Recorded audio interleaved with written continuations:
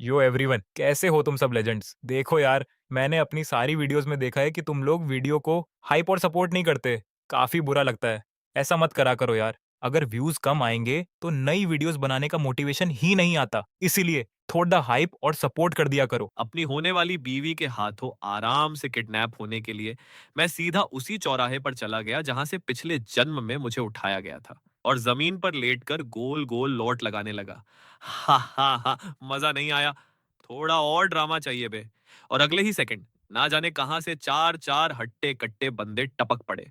काले सूट वाले चार बॉडीगार्ड्स ने मुझे बड़े प्यार से उठाया और कार में ठूंस दिया। ले साले, टास्क कंप्लीट, चलो अब सोने का टाइम। तब तक सोऊंगा जब तक आंख ना खुले। जब आंख खुली तो सामने वही पुराना जान पहचाना कमरा देखकर मैंने अपने हाथ रगड़े। शुई बेबी, तेरा बंदा वापस आ गया। वैसे ओवर एक्टिंग थोड़ी ज्यादा हो गई थी। मैंने दबे पांव आसपास का नजारा ताड़ा। पिछले जन्म की स्क्रिप्ट के हिसाब से ये औरत पक्का किसी कोने में छुपकर मुझे ताड़ रही होगी। मैं मटकते हुए बिस्तर पर उठकर बैठा, माथे पर हाथ रखा और बेचारा बनने की नौटंकी करते हुए बुदबुदाया। आह, मेरा सिर इतना चकरा क्यों रहा है रे? मैंने फिर चोरी छिपे चारों तरफ देखा। साला चारों तरफ सन्नाटा ही सन्नाटा था। मैंने अपनी आवाज थोड़ी और बढ़ाई। बहुत दर्द हो रहा है बे। क्या मैं मरने वाला हूं? कहीं यह चतुर औरत यहां है ही नहीं क्या? नामुमकिन है। पिछले जन्म में तो वो इसी टाइम यहीं आसपास मंडरा रही थी। या फिर मेरी एक्टिंग में ही कोई कमी रह गई? तो चलो फिर असली परफॉर्मेंस चालू करते हैं। तुआन खानदान का एक्टिंग टैलेंट अब चमकेगा। मैं कमजोर होने का नाटक करके वापस बिस्तर पर पटका गया और तड़पने की नौटंकी करते हुए इधर उधर लौटने लगा। लेकिन वो साली फिर भी टस से मस नहीं हुई। अबे, इस शहजादे की कमर टूट गई बे नौटंकी करते करते। ये औरत अभी तक आई क्यों नहीं? तो मैंने झटपट करवट बदली और सीधे मुंह बैठ गया। अब पता नहीं ज्यादा लौटने की वजह से ऐसा हुआ या थकावट की वजह से मेरा बायां पैर दाहिने पैर से उलझ गया और मैं सीधा थूबड़े के बल जमीन पर जा गिरा। अबे तेरी की, ये टाइल्स तो बहुत ठंडी हैं बे। जल्दी से उठना पड़ेगा। उम्मीद है किसी ने मुझे गिरते हुए ना देखा हो। साला, बेइज्जती हो गई। इस शहजादे की हैंडसम और डैशिंग इमेज की माँ बहन हो गई। चलो ठीक है। इतना सब होने के बाद भी तू बाहर नहीं आई ना? ले, अब ये शहजादा तेरे सामने से भागकर दिखाएगा। मेरा हाथ दरवाजे की कुंडी तक पहुंचा ही था कि अचानक मेरी कलाई पर किसी की कस के पकड़ बनी और मेरा पूरा शरीर पीछे बिस्तर पर जा गिरा। बिस्तर के बगल में खड़ी उस औरत को देखकर, बचा लो मुझे जान। बचाऊं? कैसे बचाऊं तुझे? अपने पास खड़ी उस हॉट औरत को देखकर मेरी आंखों में एक चमक आ गई। देखा, साला और कंट्रोल नहीं हुआ ना इससे। शुई, मुझे बहुत अजीब सा लग रहा है। कहाँ दर्द हो रहा है? मैं चाहता था कि वो मेरे छिले हुए लाल हाथ और घुटने देखे जो अभी गिरने से हुए थे। क्या ये सब अभी गिरने की वजह से हुआ है? वैसे मुझे यहां लाया कौन? और कौन? जाहिर है मैं लाई हूं। मेरा चेन। साला, खुशबू तो एकदम वही है। बिल्कुल पिछले जन्म जैसी। नहीं रुको, कुछ तो लोचा है। क्या मेरा ज्यादा उतावला होना देखकर ये डर गई? मैंने अपने ऊपर के शरीर को थोड़ा उठाया और किस करने के लिए आगे बढ़ा, लेकिन उसकी लंबी पतली उंगलियों ने आगे आकर मेरे होठों को रोक दिया। आचेन, आज बड़ा उतावला हो रहा है। क्या तुझे पहले मुझसे बात नहीं करनी चाहिए? अब बातें करने को बचा ही क्या है? अगर मुझे पता होता कि तू ऐसी नखरेबाज है, तो मैं इतना उतावला होता ही नहीं। तुझे मेरे दर्द की जरा भी फिक्र क्यों नहीं है रे? लेकिन ये औरत तो अपनी ही किसी ख्याली दुनिया में खोई हुई थी। गुशुई ने बड़े प्यार से मेरे चेहरे को सहलाया। उस गर्म छुअन ने उसे एक अजीब सा एहसास दिया। जिंदा, हार्ड मांस का चेन। बस ये सोचकर ही कि पिछले जन्म में चेन को किसी और ने बचाया था, उसका दिल किया कि वो चेन को अपने पास ही रखे। लेकिन फिर वो कभी उसे देखकर मुस्कुराएगा नहीं। पिछले जन्म में क्योंकि उसने चेन को कैद कर लिया था, इसलिए वो जिंदगी भर उससे कटता रहा। छोड़ो, हटाओ, इस जन्म में इसे जाने देती हूँ। गुशुई ने हाथ बढ़ाकर दरवाजा खोल दिया। तू जा सकता है। मैं तो सन्न रह गया बे। अबे, ये क्या बकवास है? पिछले जन्म की स्क्रिप्ट में तो ऐसा कोई सीन था ही नहीं। ये क्या लोचा हो गया? इस औरत का दिमाग अचानक कैसे घूम गया? मैं बिना हिले डुले बिस्तर पर ही बैठा रहा। कुशुई, तुझे मेरी जरा भी परवाह नहीं है क्या रे? मैं थोड़ा छटपटाने लगा और मन ही मन सोचने लगा, क्या तू नहीं चाहती थी कि हम साथ रहें? बस बोल देना एक बार। तू बोलेगी तो मैं तुरंत हाँ कर दूंगा। क्या साला हर बार वही पिछले जन्म वाला घिसा पिटा ड्रामा ही दोहराना जरूरी है क्या? ये सही नहीं है। आ चेन के स्वभाव को देखते हुए वो यहाँ कैसे रुक सकता है? ये बोलते हुए उसने तुरंत आगे बढ़कर मुझे हल्का सा धक्का दिया और मैं भी चालाकी से पीछे गिर गया। साला, ये औरत सच में जरा भी नहीं बदली। अभी जो हुआ वो शायद मेरे खुद कूद पड़ने के बटरफ्लाई इफेक्ट की वजह से था। अगर तू अब से मेरे साथ रहेगा तो तुझे जो चाहिए मैं दूंगी। मैं अचानक मुस्कुरा दिया, जबकि उसकी आंखें मेरे रिएक्शन को बड़े ध्यान से ताड़ रही थी। आ गया, आ गया ना आखिरकार, वही पुराना कड़क स्क्रिप्ट। ठीक है, अगर तू मुझे झेलने को तैयार है तो मैं तेरे साथ ही रहूंगा। जब बाकी लोगों को पता चलेगा कि मैं तेरे साथ हूं तो साले मेरी किस्मत से जल जल कर ही मर जाएंगे। मुझे नहीं पता था कि गुशुई की कंपनी कितनी बड़ी थी। मुझे तो बस इतना याद था कि जिस साल मैंने एंटरटेनमेंट इंडस्ट्री में कदम रखा था, उसने एक एंटरटेनमेंट कंपनी खरीदी थी और सिर्फ 3 साल में उसे टॉप लेवल पर पहुंचा दिया था। उन 3 सालों में उसका कोई एक भी स्कैंडल या अफवाह नहीं उड़ी थी। लेकिन देखा जाए तो मेरा डेब्यू भी ठीक 3 साल पहले ही हुआ था। मुझे इस तरह मान जाता देखकर वो पूरी तरह भौचक्की रह गई। यह साला मेरे सोचे हुए सीन से इतना अलग क्यों है? चैन, ये बात तूने खुद अपने मुंह से कही है। अब मुकरने का नहीं, वरना पचेगा नहीं। अगली सुबह जब मेरी आंख खुली तो बगल में कोई नहीं था। आहा, मेरी कमर, साली औरत में दम तो बहुत है। ड्रेसिंग रूम में जाकर जब मैंने अंदर रखे आदमियों के कपड़े देखे जो एकदम इस शहजादे की पसंद के थे, तो मैं तुरंत समझ गया कि यह औरत ऊपर से भले ही कितनी सख्त बने, अंदर से एकदम पिघली हुई आइसक्रीम है। तभी फोन की घंटी बजी। यह मेरा मैनेजर फू येक्सिंग था, जो पागलों की तरह गालियां बक रहा था। पिछले जन्म में जब पूरे इंटरनेट ने मेरा बायकॉट कर दिया था, तब सिर्फ वही अकेला बंदा था जो मेरे लिए काम ढूंढता था और मेरी सफाई देने के रास्ते निकालता था। बदकिस्मती से बाद में ना जाने उसने किस हरामी से पंगा ले लिया। उसके परिवार पर आफतों का पहाड़ टूट पड़ा और वो खुद दिमागी तौर पर इतना टूट गया कि आखिरकार संभल ही नहीं पाया। ये सोचते ही मैंने अपनी आंखें मूंद लीं।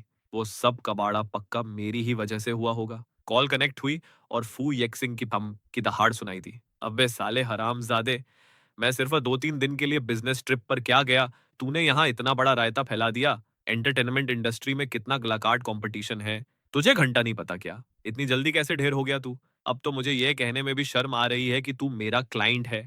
जब ये कंपनी में आया था तो किसी ने इसे भाव तक नहीं दिया था। सिर्फ मुझे इसमें स्पार्क दिखा था। बड़ी मुश्किल से गाड़ी पटरी पर आई थी और अब यह कांड हो गया। चेन, अब तेरे आगे का रास्ता और भी पथरीला होने वाला है। मैं एक पल के लिए हक्का बक्का रह गया। फुयेक सिंह ने साला मुझ पर जरा सा भी शक नहीं किया। उसका पहला रिएक्शन यही था कि मुझे फंसाया गया है। मैंने चुपचाप उसकी भड़ास पूरी सुनी। सॉरी यार, इस बार मैंने खुद हाँ कहा था। असल में मैं तो बस नाटक कर रहा था। मैं किसी जाल वाल में नहीं फंसा हूँ। फू येक्सिंग सन्न रह गया। उसके सीधे सादे स्वभाव को देखते हुए उसे तो अभी गिड़गिड़ा कर पूरा कस्सा सुनाना चाहिए था। चल, इतना पता चल गया वही बहुत है। तू अभी कहाँ है रे? जल्दी से भागकर कंपनी आ। उसने कंफर्म किया कि मेरा मूड ठीक है, चैन की सांस ली और फोन काट दिया। मैंने टाइम पास के लिए हेडलाइंस स्क्रॉल की। मशहूर युवा एक्टर ने काम पाने के लिए हर नीच हथकंडा अपनाया। नीचे स्क्रॉल किया तो उस आर्टिकल में मेरा ही नाम लिखा हुआ निकला। यहाँ मैंने फोन काटा और नीचे गया, जहां हाउसकीपर इज्जत से गाड़ी का दरवाजा खोल रहा था। मुझे लगा वो सन की औरत कंपनी निकल चुकी होगी, लेकिन साला सरप्राइज, वो यहीं मेरा इंतजार कर रही थी। मैं उसके बगल वाली पैसेंजर सीट पर बैठ गया। चेन, कहाँ जाना है तुझे? मैनेजर ने कंपनी बुलाया है, घर चलाने के लिए थोड़ा माल पानी भी तो कमाना पड़ेगा ना। तू अब मेरे साथ है तो तुझे इतनी मुसीबतें उठाने की क्या जरूरत है? क्या मेरा पैसा तेरे ऐश करने के लिए कम पड़ रहा है? यह कहते हुए वो मेरे करीब आ गई। मैंने उसे देखा। वाह बे वाह, खुश हुई साली है तो बड़ी कड़क माल। लेकिन अभी हमारा रिश्ता सबके सामने कहाँ आया है? क्या पता कल को तेरा मन भर जाए और तू मुझे लात मार दे, तब मैं क्या करूंगा? क्या मुझे पहले से बैकअप प्लान नहीं बनाना चाहिए? गुशुई काफी देर तक मुझे घूरती रही। ऐसा कभी नहीं होगा। काफी देर बाद मुझे समझ आया तो मैंने पूछा, क्या नहीं होगा? उसने कोई जवाब नहीं दिया, बस मुझे देखती रही और प्यार से बोली, सीट बेल्ट लगा ले। शुई, तू मेरा इतना ख्याल रखती है, लेकिन अगर एक दिन ऐसा आया जब तुझे मेरी जरूरत नहीं रही, तो मैं अकेला पड़ जाऊंगा। मैं बर्दाश्त नहीं कर पाऊंगा रे। मेरी बात सुनते ही उसने ऐसा जोरदार ब्रेक मारा कि धड़ाम की आवाज आई। मैं संभल नहीं पाया और मेरा माथा सीधे सामने कांच से जा टकराया। अभी तो हम साथ आए हैं और तू अभी से ब्रेकअप की बातें करने लगा? क्या बात है? क्या तुझे मुझसे कोई खतरा महसूस हो रहा है या फिर तेरा इरादा बदल गया? मैंने तुरंत मुंडी हिलाई। अरे बिल्कुल नहीं, मैं क्यों पछताऊंगा बे? ये सब तो मैंने अपनी कड़ी मेहनत से हासिल किया है। खुश हुई धीमी आवाज में मुस्कुराई, गाड़ी स्टार्ट की और सीधे कंपनी के गेट पर ले जाकर रोकी। मैं गाड़ी से बाहर कूदने ही वाला था कि उसने फिर मेरा हाथ पकड़ा और जेब में एक क्रेडिट कार्ड ठूंस दिया। मैं तो इतना भावुक हो गया कि आंखों में आंसू आने वाले थे। खुश हुई, तू कितनी अच्छी है रे। मैंने कार्ड लिया और झट से जेब में डाल लिया। खुश हुई, बाय बाय। कोई काम हो तो बेझिझक कॉल कर लेना। मैंने फोन करने का नाटक किया, मुड़ा और सीधे बिल्डिंग के अंदर भाग गया। पीछे से खुशबू की मीठी आवाज आई, काम खत्म हो जाए तो बता देना, मैं लेने आ जाऊंगी। मैंने सिर हिलाया, लेकिन गेट पर पहुंचकर ही मेरा दिमाग चमका। अबे रुको, कुछ गड़बड़ है। ऐसा क्यों लग रहा है कि हमारे रोल ही आपस में बदल गए हैं? मैंने कंफ्यूजन में पीछे मुड़कर देखा। वो अभी भी वहीं खड़ी चुपचाप मुझे ताड़ रही थी और मेरा दिल अचानक बड़े सुकून से भर गया। फू येक्सिंग कंपनी के दरवाजे पर पागलों की तरह टहल रहा था। कल का कांड ताजा ताजा था। नीचे रिपोर्टरों की भारी भीड़ गिद्धों की तरह मंडरा रही थी। मुझे दुआन चेन को रोकना पड़ेगा, उसे मुंह से कोई हगने वाली बात नहीं करने देनी। इतने में ही उसके चेले का मैसेज आया, चिंग भाई, बंदा तो ऑफिस में बैठा है। फू येक्सिंग का दिमाग घूम गया। अबे ये अंदर कैसे घुसा? मुझे दिखा क्यों नहीं? क्या रिपोर्टरों ने इसे घेरा नहीं? फू येक्सिंग हांफते हुए ऊपर की तरफ भागा। मैं वहां मजे से बैठकर चाय की चुस्कियां ले रहा था। मैंने आंखें उठाकर उसे ताड़ा। अगर कोई काम धाम है तो बताओ। फू येक्सिंग ने मेरी तरफ देखा। ये अंदर की खबर मिली है, जरा देख ले। जहां तक कल रात की बात है, उससे कंपनी का बहुत रायता फैल गया है। तेरा नया शो कैंसिल कर दिया गया है। वो बैठकर अपना सिर खुजलाने लगा। इन इंटरनेट की जनता की याददाश्त सिर्फ 3 सेकंड की होती है। तू जितना कम दिखेगा, तेरी पॉपुलैरिटी उतनी ही गड्ढे में जाएगी। पहले ही काम के लाले पड़े थे, इस बार तो पूरा खेल ही खत्म हो गया। मैंने अपने होंठ भींचे, कोई फर्क नहीं पड़ता। नतीजा बिल्कुल मेरे पिछले जन्म जैसा ही था, लेकिन पिछले जन्म में इस कांड की वजह से मैं अंदर से टूट गया था। इसलिए मुझसे एक बहुत ही तगड़ी खबर छूट गई थी। लिन्हाई ग्रुप का अगले मंगलवार को एक खुला ऑडिशन होने वाला है। पिछले जन्म में दुआन खानदान ने मुझे दिलासा देने के बहाने घर में नजर बंद करके रख दिया था। उन्होंने यह खबर मुझसे छुपाए रखी और जब तक एक्टर्स की लिस्ट फाइनल नहीं हो गई, मुझे बाहर नहीं निकलने दिया। उस समय तो मैं बेवकूफों की तरह इमोशनल हो गया था, मुझे घंटा कुछ पता नहीं था। लेकिन बाद में उस फिल्म का जो जलवा हुआ ना, विलेन के रोल को छोड़कर बाकी सारे के सारे स्टार बन गए। रातों रात सबकी किस्मत चमक गई। इस जन्म में मुझे सबसे पहली चीज यही बदलनी है। मुझे उस ऑडिशन में फाड़ कर रख देना है। फू येक्सिंग ने देखा कि मुझे जरा भी फिक्र नहीं है, तो उसने माथे पर बल डाल लिया। अबे होश में आ, तुझे वैसे भी काम बहुत कम मिलता है। अगर अब तू हाथ पैर नहीं मारेगा तो भगवान भी तुझे नहीं बचा सकता। उसने ढेरों स्क्रिप्ट्स निकाली कि शायद कोई ढंग की मिल जाए। अगले 2 दिनों में ऑडिशन देने जाने के लिए तैयार हो जा। मैंने सिर हिलाया। मेरा निशाना तय है, मुझे लिन्हाई वाले ऑडिशन में जाना है। फू येक्सिंग की आंखें फटी की फटी रह गईं। तेरा दिमाग खराब हो गया है क्या? मैंने सुना है उस ऑडिशन में चंद सीटों के लिए कम से कम 1000 लोग मरे जा रहे हैं। ए ग्रेड और बी ग्रेड स्टार्स की लाइन लगी पड़ी है। तू किस खेत की मूली है जो उनके सामने टिकेगा? मैंने सीरियस होकर कहा। इसीलिए तो मुझे वहां जाना है, भले ही 1000 में से एक मौका क्यों ना हो। इन रद्दी स्क्रिप्ट्स में सड़ने से तो लाख गुना बेहतर है। यह कहकर मैंने उसकी तरफ पीठ कर ली। फू येक्सिंग ने मेरी पीठ देखी, परेशान होकर ठंडी सांस भरी। चल ठीक है, अगर तेरी गांड में इतनी ही खुजली है तो कर ले ट्राई। वैसे भी एक बार और जलील होने में क्या ही घट जाएगा। मैंने कोई जवाब नहीं दिया। नीचे देखा तो मेरा फोन फिर बज रहा था। मेरे बाप का फोन है, दुआन मोतियान का। मैं एक कुटिल मुस्कान हंस दिया। पिछले जन्म का एक एक पल मुझे आज भी याद है। बचपन से अनाथालय में पला बड़ा था। बाद में दुआन परिवार वाले दरवाजे पर टपक पड़े कि मैं उनका खोया हुआ सगा बेटा हूं। मैंने उस पूरे खानदान को दिल से अपना माना, लेकिन उस दुआन मोतियान हरामी ने मुझे कभी इंसानों में गिना ही नहीं। उस साल एक सहकर्मी ने मुझे साजिश रचकर फंसा दिया और पूरे इंटरनेट पर मुझे ब्लैकलिस्ट कर दिया गया। उसने मेरी सफाई में मदद करना तो दूर, उल्टा दिलासा देने के नाम पर मुझे घर में बंद कर दिया और फिर नेटवर्किंग बढ़ाने के बड़े बड़े ढोंग रचकर मुझे दावतों में ले जाकर अय्याशों के आगे परोसने लगा। अच्छी तरह जानते हुए भी कि मेरा पेट खराब रहता है, वो हर बार मुझे जबरदस्ती ठूस-ठूस कर जहरीली शराब पिलाता था, जिससे मेरा शरीर अंदर से पूरा खोखला हो गया। मेरे एक्टिंग के मौके और काम के सारे प्रोजेक्ट्स उसने चुपके से दबा दिए और अपने दूसरे चहेते बेटे की जेब में डाल दिए। मेरे चमकते करियर की उसने बड़ी बेरहमी से बलि चढ़ा दी, जिससे मैं बीमारी और गालियों के बोझ तले घुट-घुट कर मर गया। पिछले जन्म की मेरी हर एक तड़प इस दुआन खानदान की सोची समझी साजिश थी। मैंने अपनी मुट्ठियां कसकर भींच ली। पिछले जन्म की वो कड़वाहट और जलन मेरे दिल में बुरी तरह धधक रही थी। और तो और, उस दुआन मोतियान की साजिशों की वजह से ही पिछले जन्म में गुशुई ने मुझे बचाने के चक्कर में सारे झूठे इल्जाम अपने सिर ले लिए थे। इतनी प्यारी और कड़क लड़की का इतना दर्दनाक अंत हुआ था, तो साला मैं इस पूरे दुआन खानदान से नफरत क्यों ना करूं? कॉल रिसीव हुई। मैंने गला साफ किया। हाँ, बोलिए। दुआन मोतियान ने हमेशा की तरह अपनी फर्जी हमदर्दी दिखाई। मैंने इंटरनेट पर सब देख लिया है। तेरे बाप को तुझ पर पूरा भरोसा है। तू अभी कहाँ है रे? मैं गाड़ी भेजता हूँ तुझे बुलाने के लिए। मैंने रूखेपन से मना कर दिया। रहने दो, कंपनी संभाल रही है। आपको जहमत उठाने की जरूरत नहीं है। फू येक्सिंग बगल में खड़ा मुझे ताड़ रहा था। मेरी बॉडी लैंग्वेज किसी बड़े दादा जैसी थी, लेकिन आवाज ऐसी जैसे बेबस लाचार हूं। क्या ड्रामेबाजी थी साली! वो फुसफुसाया। अबे अपनी ये फर्जी एक्टिंग थोड़ी छुपाएगा क्या? मुझसे और नहीं देखा जा रहा। अबे काहे की जहमत? तू मेरा बेटा है। दुआन खानदान की होने वाली उम्मीद है। तेरी माँ की आखिरी निशानी है। अगर आज तेरा बाप तेरे लिए खड़ा नहीं होगा, तो कौन होगा? साला बड़े धर्म ईमान वाले अंदाज में बोल रहा था। मन ही मन मैं जोर से हंसा। अगर सच में इसे मेरी इतनी फिक्र होती, तो इंटरनेट की वो अफवाहें कब की साफ हो चुकी होती। चिकनी चुपड़ी बातें करना तो कोई इस कुत्ते से सीखे। दुआन चेन, सुन रहा है ना तू? मैंने स्पीकर ऑन कर दिया। दूसरी तरफ से दुआन मोतियान का ढोंग जारी था। आजकल इंटरनेट पर बहुत थू थू हो रही है। कंपनी में भी तेरा दिल नहीं लग रहा होगा, तो क्यों ना तू कुछ दिन घर आकर आराम कर ले।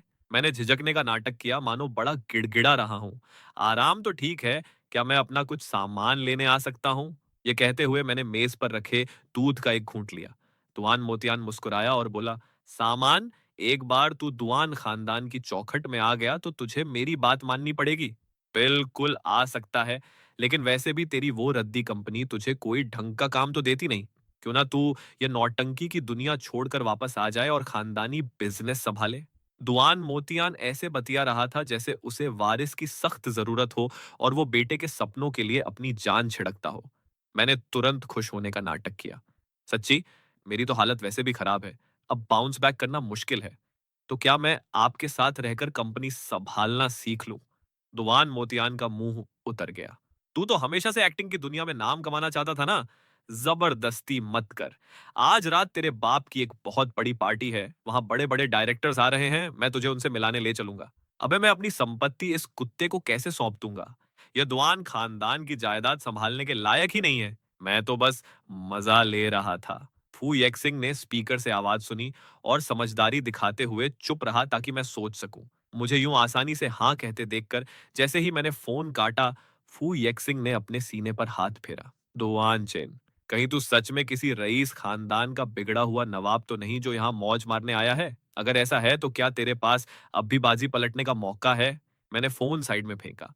अबे किसी बड़े घराने का गोद लिया हुआ अनाथ हूं बस। हम दूसरों के टुकड़ों पर नहीं, अपने दम पर जीते हैं, समझा?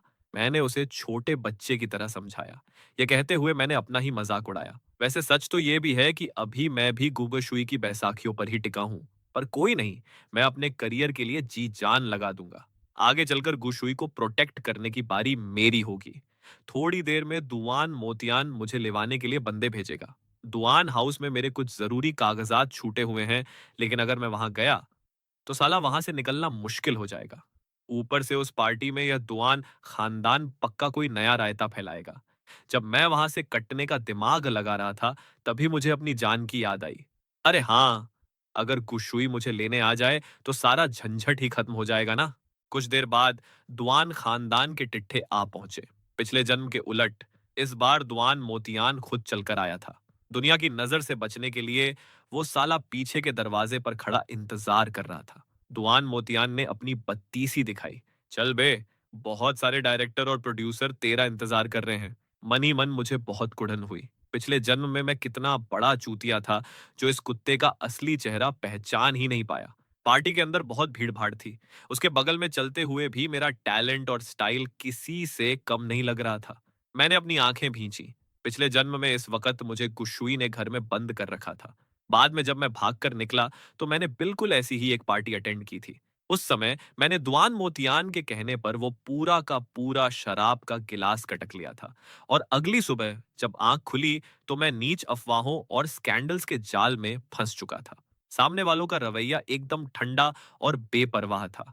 उन्होंने मुझे एक चिंदी सा रोल फेंक कर दे दिया जिसकी कोई औकात नहीं थी। बस तभी से एंटरटेनमेंट इंडस्ट्री की नजर में मैं एक ऐसा फट्टू नवागंतुक बन गया जिसे कोई भी दबा सकता था। प्रेसिडेंट ली तुझसे मिलना चाहती हैं, इंडस्ट्री में उनकी अच्छी खासी चलती है। जा उनसे बात कर। देख, तेरा बाप हमेशा तेरे भले की सोचता है। मैंने तुरंत वहां तमाशा खड़ा नहीं किया। जैसे ही मेरे हाथ में वो शराब का गिलास आया, मेरे कान खड़े हो गए। मुझे अच्छी तरह पता था कि इस दारू में कोई झोल है। अबे हद है बे! फिर वही पुरानी घिसी-पिटी चाल। कोई नया पैंतरा नहीं मिला क्या? आस-पास तमाशा देखने के लिए बेताब आंखों पर नजर डालते हुए मैं मीठा सा मुस्कुराया। मैंने हाथ घुमाकर वो गिलास खुद तुआन मोतियान की तरफ बढ़ा दिया और बगल से चाय का कप उठा लिया। रियली सो सॉरी प्रेसिडेंट ली। मेरी एंटीबायोटिक दवाइयां चल रही हैं तो मैं दारू नहीं पी सकता। मेरे पिताजी मुझसे बहुत प्यार करते हैं। मेरी तरफ से ये पैग यही गटकेंगे। आप जैसी बड़ी दिल वाली मैडम को कोई ऐतराज तो नहीं होगा ना? मैंने चाय का कप उठाया। मैं चाय से ही आपके नाम की चुस्की लेता हूँ। तुआन मोतियान के पसीने छूट गए क्योंकि उस गिलास में क्या मिलाया गया था यह बात सबको पता थी। क्या हुआ जी? अभी तो आप कह रहे थे कि बाप से बढ़कर कोई नहीं। बस एक गिलास ही तो है। क्या आप अपने बेटे के लिए इतना भी नहीं कर सकते? मैडम ली का चेहरा अचानक तमतमा गया। प्रेसिडेंट दुआन, मेरी पार्टी में आकर क्या आप मुझे नीचा दिखाना चाहते हैं? तुआन मोतियान का मुंह काला पड़ गया। अबे एक गिलास पीने में क्या जा रहा है तेरा? बड़ी मुश्किल से तेरे लिए यह चांस सेट किया है। मैडम ली को गुस्सा मत दिला। मैंने वो गिलास वापस उसकी छाती की तरफ ठेल दिया। तो अगर आप पी लेंगे तो क्या पहाड़ टूट पड़ेगा? यानी आपकी वो सब बातें कि सगे बेटे से प्यारा कोई नहीं, सब ढोंग थीं। दुआन मोतियान को ना चाहते हुए भी गिलास पकड़ना पड़ा। वो गुस्से में दांत पीस रहा था। प्रेसिडेंट दुआन, आपका बेटा बड़ा बदतमीज और नासमझ लगता है। हमारी डील के बारे में मुझे अब दोबारा सोचना पड़ेगा। मैडम ली ने मुंह से तो यह कहा, लेकिन उनकी आंखों में ठरक और साजिश साफ दिख रही थी। मैंने तुरंत घबराने की नौटंकी की और बेताब होकर बोला, अरे ऐसा मत कीजिए प्रेसिडेंट ली, अभी आपने मेरा टैलेंट कहाँ देखा है? मैं आपके लिए बहुत फायदेमंद साबित हो सकता हूँ। मैडम ली मन ही मन खुश हो रही थी, लेकिन बाहर से भाव खाते हुए बोली, तो फिर पिएगा कि नहीं? मैंने बड़ी मुश्किल से उस गिलास को देखा और ऐसे मुंडी हिलाई जैसे अपनी किस्मत मान ली हो। सब लोग मौज लेने के लिए तैयार हो गए, लेकिन मैं सीधा टेबल की तरफ गया। वहां रखी रेड वाइन की एक नई बोतल उठाई और अपने लिए एक कड़क पैक बनाया। वो वाला गिलास तो पिताजी के हाथ में है, उनसे वापस लेना अच्छा नहीं लगेगा। यह नया पैग आपकी सलामती के नाम। यह बोलकर मैं एक ही सांस में पूरा गिलास कटक गया। तुआन मोतियान गुस्से के मारे हाथ में पकड़ा गिलास गिराने ही वाला था। वैसे सच कहूं तो मेरी दारू की कैपेसिटी बहुत रद्दी है। पिछले जन्म में भले ही मैंने बहुत प्रैक्टिस की थी, लेकिन इस जन्म में तो मैंने अभी तक बूंद भी नहीं छुई थी। मैंने चुपके से अपने फोन में झांका। गू शुई ने मेरे मैसेज का कोई जवाब नहीं दिया था, शायद बिजी होगी। लगता है मुझे थोड़ी देर और टाइम पास करना पड़ेगा। मैडम ली ने सेटिस्फाई होकर सिर हिलाया, लेकिन जिस तरह से वो ठरकी बुढ़िया मुझे ताड़ रही थी, मुझे दाल में कुछ काला लगा। इस वाइन के गिलास में भी पक्का कोई लोचा था, लेकिन जैसे ही वो ठरकी गंदी नीयत से मुझे छूने ही वाली थी, कमरे का दरवाजा बड़े जोर से खुला। सामने खड़ी औरत के चेहरे पर साफ चिढ़ दिख रही थी और उसके साथ आ रही थी एक जबरदस्त खौफनाक ऑरा। हॉल का रंग रंग माहौल एक सेकंड में श्मशान जैसा शांत हो गया। सब के सब एक साथ चुप हो गए और नए आने वाले की तरफ ताकने लगे। सबके दिलों में भूचाल आ गया था। पता चला कि वो तो अपनी सीईओ गुम थी। भले ही उन्होंने गुशुई को इनविटेशन भेजा था, लेकिन किसी के बाप ने भी नहीं सोचा था कि इतनी घमंडी सीईओ गु सच में यहां टपक पड़ेगी। प्रेसिडेंट ली तुरंत अपना गिलास लेकर उसकी चाटुकारिता करने भागी और कांपते हुए बोली, अगर हमें जरा भी अंदाजा होता कि सीईओ गु आप यहां पधारेंगी, तो हम आपके स्वागत में पलक पावड़े बिछा देते। मन ही मन वो खुद को थप्पड़ मार रही थी कि मक्खन लगाने का इतना बड़ा मौका हाथ से निकल गया। बगल में कोई खिसियानी हंसी हंसा। सच में उम्मीद नहीं थी कि सीईओ को इतनी बिजी होने के बावजूद हमारी इस छोटी सी पार्टी में आएंगी। गुशुई ने शुरुआत से लेकर अंत तक उन चूतियों को भाव तक नहीं दिया। उसने अपने बर्फा जैसे ठंडे चेहरे से पूरे हॉल को ताड़ा। अभिया, चैन ने मैसेज करके मुझे यहाँ आने को कहा था। वो साला कहाँ छुपा है? आपकी आवभगत में कमी के लिए मैं खुद को एक गिलास की सजा देती हूँ। मैडम ली ने माहौल ताड़ते हुए अपना गिलास उठाकर एक बार में पी लिया। मैडम, आप मेन सीट पर बैठिए। किसी चमचे ने तुरंत उसे सेंटर वाली वीआईपी सीट पर बिठाया। उस सीट पर बैठते ही सबकी नजरें गुशुई पर टिक गईं। वो पूरे हॉल का सेंटर ऑन ऑफ अट्रैक्शन बन गई और पार्टी का माहौल एकदम माइनस डिग्री में चला गया। किसी अनजान बंदे ने बगल वाले के कान में फुसफुसाया, अबे ये कड़क औरत कौन है रे? अबे चुप रे, वो खानदान की गुशुई है। उस साल उसका अपने घर वालों से लफड़ा हो गया था। वो घर छोड़कर अपनी किस्मत आजमाने निकल पड़ी, जीरो से साम्राज्य खड़ा कर दिया और सिर्फ कुछ ही सालों में इतनी बड़ी तोप बन गई कि अब खानदान वाले भी उसके सामने भीगी बिल्ली बन जाते हैं। हाँ भाई, मैंने सुना है कि जब उसने बिजनेस शुरू किया था तो उसे बहुत दबाने की कोशिश की गई थी, लेकिन अपने खतरनाक दिमाग और ईमानदारी के दम पर उसने अपना झंडा गाड़ दिया। आज पूरी इंडस्ट्री उसकी इज्जत करती है। बिल्कुल सही, उसकी औकात साफ दिखती है। दुआन मोतियान ने देखा कि आसपास के सारे बड़े बड़े सूरमा एक ही औरत के इर्द गिर्द मंडरा रहे हैं, यानी यह तो कोई बहुत बड़ी तोप है। वो तुरंत बत्ती सी दिखाता हुआ अपना गिलास लेकर आगे बढ़ा। नमस्ते मैडम, मैं दुआन कॉरपोरेशन का सीईओ हूँ। आपसे पहली बार मिलकर बड़ा अच्छा लगा। जैसा सुना था आप तो उससे भी ज्यादा कड़क निकली। ये आवाज सुनते ही गूशुई ने मुड़कर देखा। उसका चेहरा जो अब तक बर्फ की तरह जमा हुआ था, उस पर अचानक एक हल्की सी मुस्कान आ गई। तुआन मोतियान मन ही मन नाचने लगा। गुशुई ने उस बंदे को देखा। अबे पहली मुलाकात काहे की बे? तू तो वही हरामजादा है जिसने पिछले जन्म में मेरे चेन के खिलाफ साजिशें रची थीं, उसे इतना तड़पाया था और उसकी पूरी जिंदगी बर्बाद कर दी थी। गुशुई ने बगल में रखी रेड वाइन की बोतल उठा ली। दुआन मोतियान खुशी के मारे फूला नहीं समा रहा था। उम्मीद नहीं थी कि यह औरत इतने बड़े मेले में से मुझे चुनेगी। क्या पारखी नजर है साली की? प्रेसिडेंट ली यान ने आगे बढ़कर बोतल ली और दुआन मोतियान का गिलास लबालब भर दिया। दुआन मोतियान ने गिलास उठाया और एक ही बार में खाली कर दिया। आसपास के लोग भी मक्खन लगाने के लिए आगे आ गए। खुशबू चुपचाप दुआन मोतियान को एक के बाद एक पैग पीते हुए देखती रही। अब दुआन मोतियान के पेट में मरोड़ उठने लगी थी। उसने पेट पर हाथ फेरा। साला यह फीलिंग बिल्कुल अच्छी नहीं थी। लियान चिढ़कर बोली, क्या हुआ जी? क्या आप हमारी सीईओ गू की बेइज्जती कर रहे हैं? दुआन मोतियान के पास कोई रास्ता नहीं था। उसका पूरा पेट दारू से भर चुका था। तभी उसकी नजर साइड में खड़े होकर मजा ले रहे मुझ पर पड़ी। मैं वहां हाथ में चाय का कप पकड़े मजे से अपनी कड़क औरत का जलवा देख रहा था। कुछ हुई सच में बहुत कूल है बे। आखिर मेरी पसंद जो है। आचेन इधर आ और सीईओ गू को नमस्ते कर। दुआन मोतियान की यह नौटंकी साफ बता रही थी कि वो बलि का बकरा ढूंढ रहा था। मैं जरा भी नहीं डरा, एक जहरीली मुस्कान के साथ आगे बढ़ा। सीईओ गू, यह मेरा बेटा है। आप दोनों की उम्र लगभग बराबर ही है। क्यों ना आप दोनों थोड़ा जान पहचान बढ़ाए? सेम एज ग्रुप के लोगों में बातें करने को बहुत कुछ होता है। दुआन मोतियान बगल में खड़ा हंस हंस कर बोल रहा था। फिर दारू के नशे में उसे एक डकार आ गई। इस बहाने दुआन चेन को भी लगे कि उसका बाप उसका कितना सोचता है। सीईओ गु, मेरी तबीयत थोड़ी ढीली है तो मैं आपके साथ दारू नहीं पी सकता, लेकिन मेरे पिताजी का मूड अभी एकदम तगड़ा लग रहा है। क्यों ना आप इन्हीं के साथ पैग पे पैग लगाती रहें। मैंने अपनी औरत का मूड खराब करने में जरा भी संकोच नहीं किया। आसपास के लोगों की हवा सरक गई। ये लौंडा तो सच में बिना सींग का सांड निकला बे। क्या इसे पता भी है कि इसने कितनी बड़ी तोप को मना किया है? लेकिन उस औरत ने मुड़कर मुझे देखा और फिर धीरे से सिर हिला दिया। अबे, वो इतने में ही मान गई। दुआन मोतियान के चेहरे पर हवाइयां उड़ने लगी। अबे नहीं यार, अगर मैं ऐसे ही पीता रहा तो सीधे आईसीयू में भर्ती होना पड़ेगा। दुआन मोतियान के चेहरे पर रोना सा छमा गया था और वो औरत भी कुछ नहीं बोल रही थी। बस अपनी गोरी उंगलियों से रेड वाइन के गिलास को घुमा रही थी। माहौल में अचानक इतना सन्नाटा छा गया कि सांस लेना भी भारी लग रहा था।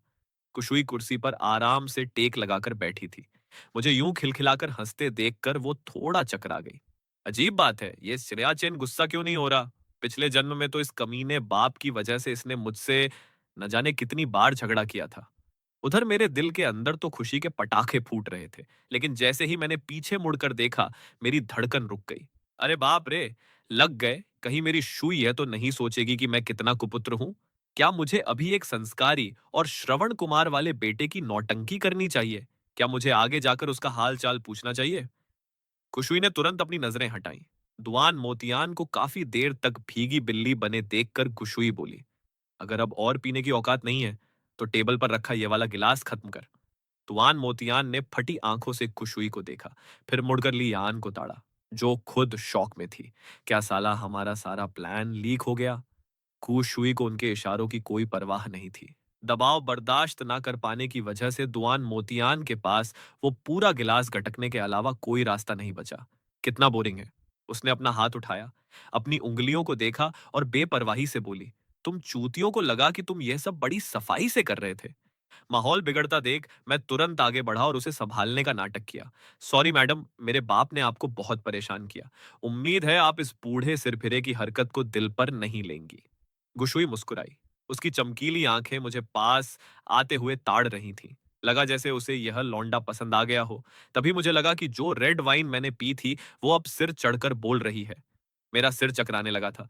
उसने बड़े प्यार से मुझे सहारा दिया और बोली, आ चैन, तू तो समझदार बंदा है ना, चल फिर मेरे पीछे पीछे। दुआन मोतियान के दिमाग में तो 440 वोल्ट का झटका लगा। अबे इस फालतू बेटे ने कुछ सुई जैसी तोप को कब पटा लिया रे। लियान की तो गांड ही फट गई, उसका चेहरा सफेद पड़ गया। अब क्या होगा बे? अभी अभी मैं सीईओ गू के माल पर डोरे डालने की सोच रही थी, कहीं साली मेरी चमड़ी ना उधेड़ दे। कुशुई लंबे लंबे कदम बढ़ाती हुई दरवाजे की तरफ निकल गई। शुरुआत से अंत तक उसने पार्टी के किसी भी ऐरे गहरे को घास तक नहीं डाली और पीछे छोड़ गई उन बेवकूफों का झुंड जो मुंह बाए खड़े थे। उन्हें लगा था कि आज मेरी सरेआम कुटाई होगी, लेकिन किसे पता था कि गु खानदान की शहजादी मुझे इस तरह अपने साथ ले जाएगी। जैसे ही गु शुई गेट पर पहुंची, वो अचानक रुकी, मुड़कर हॉल के बीच में खड़े मुझे देखा और एक कड़क मुस्कान फेंकी। आ चैन, अबे जल्दी से इधर आना। आया आया, बस 1 सेकंड में आया। मैं दुम हिलाते हुए उसके पीछे भागा। ऐसा लग रहा था जैसे मेरी तो लॉटरी निकल पड़ी हो। आसपास के लोग ठंडी सांसें भर रहे थे। अबे किस जमींदार का चूतिया बेटा है रे ये। मौत सिर पर खड़ी है और यह साला फिर भी इतना खुश हो रहा है। उस औरत ने मुझे जबरदस्ती पैसेंजर सीट पर ठूंस दिया और फिर सीधे मेरे होंठों पर अपने होंठ चिपका दिए। अबे यही अचानक से क्या हमला है बे? मैं तुरंत थोड़ा थोड़ा पीछे हिला। मेरी नजरें खिड़की के बाहर चली गईं। जैसे ही शुई ने मुड़कर देखा, उसे मेरी कड़क जॉलाइन दिखी। हाँ चैन, अगली बार से तू इस तरह की रद्दी पार्टियों में नहीं जाएगा, कुशुई ने ऑनर्डर वाले अंदाज में कहा। उसने अपने रसीले लाल होंठों को सिकोड़ा। आज चैन ने दारू पी रखी है। कुशुई का मुंह तुरंत उतर गया। जैसे जैसे दारू का नशा चढ़ा, उसने एक्सीलेटर पर पैर दबा दिया। मुझे लगा जैसे मेरा पूरा शरीर घूम रहा है। कुशुई ने तुरंत मेरी हालत ताड़ ली। उसने गाड़ी की स्पीड धीमी कर दी ताकि झटका ना लगे। फिर वो खुलेआम मुझे घूरने लगी। उसकी मुस्कान में मलाई जम रही थी। मैंने आंखें मूंद कर उसे चोरी छिपे देखा। क्या तू इस नवाब की हैंडसम शक्ल पर फिदा हो गई है? उसकी उस कातिलाना नजर के नीचे मैंने बेवड़ा होने का नाटक शुरू कर दिया। बुदबुदाते हुए शिकायत करने लगा कि बहुत गर्मी लग रही है। आचेन, तुझे पता भी है कि तू अभी कितना कड़क लग रहा है? कुशुई ने अपने होंठ सिकोड़कर पूछा और लगे हाथ कार का एसी ओहन कर दिया। मैंने मुड़कर उसे बड़े भोलेपन से देखा। बिना जाने ही मेरा हर अंदाज उसे घायल कर रहा था। कुशुई खुद से बातें कर रही थी। बाहर से तो मैं एक मासूम बच्चा बना हुआ था, लेकिन अंदर ही अंदर मेरे दिल में तो डिस्को चल रहा था। अरे नहीं रे, ऐसा कुछ नहीं है। मैंने सिर हिलाया। बिल्कुल नहीं। कुशुई ने गाड़ी किनारे लगाई और धीरे से मेरे करीब आकर बोली, तुझे पता है अभी मेरा दिल कर रहा था कि तुझे सीधे किडनैप करके अपने घर ले जाऊं। तभी मैंने एक बेवकूफी भरा सवाल दाग दिया, वैसे तूने अभी मेरे बाप के साथ वैसा बर्ताव क्यों किया? चेन को पिछले जन्म का कुछ भी नहीं पता। उसे नहीं पता कि जिस बाप की वो इज्जत करता है वही उसे अंदर से खोखला करके बर्बाद कर देगा। क्या मुझे उससे इस बारे में बात करनी चाहिए? खुशबू अचानक चुप हो गई। गाड़ी के अंदर का रोमांटिक माहौल 1 सेकंड में शांत हो गया। यह सोचकर गुशुई बोली, आज चैन, तुझे पता है आज मैंने कुछ चीजों की छानबीन की है। कुशुई ने मेरे सवाल का जवाब नहीं दिया, बल्कि मुझे कोई और ही कहानी सुनाने लगी। मैंने उसे कंफ्यूजन में देखा। पगले, तेरे खिलाफ जो अफवाहें फैला रहे थे ना, वो सारा कचरा मैंने इंटरनेट से साफ करवा दिया है। मेरा आ चैन इतना सीधा है। जरा दिमाग दौड़ाकर सोच कि कौन साला तेरा बुरा चाहता है। मैंने अपना सिर हिलाया। इस वक्त मैं किसी वफादार कुत्ते की तरह बड़ा ही सीधा और प्यारा लग रहा था। मैंने उम्मीद से मुंडी हिलाई। फिर उसका गोरा हाथ उठाकर उस पर एक किस किया और उतरते हुए चेहरे से बोला, अब तो लगता है कि मेरे पास सिर्फ तू ही बची है। कुशुई ने मुझे तसल्ली देने के लिए मेरा हाथ थपथपाया और फिर गाड़ी स्टार्ट की। खुशुई की आंखों में एक अजीब सा सुकून था। मेरा आम, अचेन, इस जन्म में तू सिर्फ और सिर्फ मेरा है। मैं वहां चुपचाप बैठा रहा, अपनी धांसू एक्टिंग पर मन ही मन खुद की पीठ थपथपा रहा था। मेरी शुई सच में कितनी बढ़िया है। लेकिन जल्द ही मेरी हंसी गायब हो गई। वो गाड़ी को रॉकेट बनाकर सीधे घर ले गई और मुझे घसीटते हुए सीधे बेडरूम में ले गई।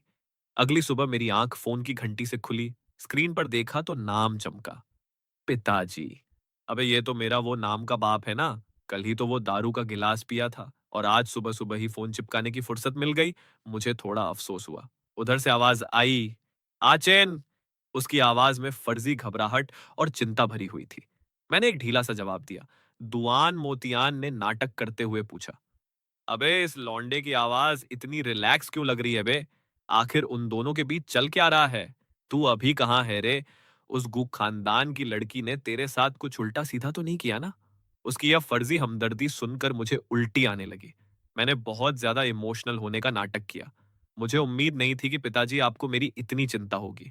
कल उसने मुझे जरा भी परेशान नहीं किया, बस अपना बिजनेस कार्ड दिया और कहा कि कभी कभार हवेली पर आकर मेरा दिल बहला दिया कर। और फिर मुझे सड़क किनारे फेंक कर चली गई। मैंने यह बात उसे हिंट देने के लिए कही ताकि वो मुझे दुआन हाउस में कैद करने का ख्याल अपने दिमाग से निकाल दे। दुआन मोतियान अपने मरोड़ मारते पेट को सहला रहा था। उसे यकीन ही नहीं हो रहा था।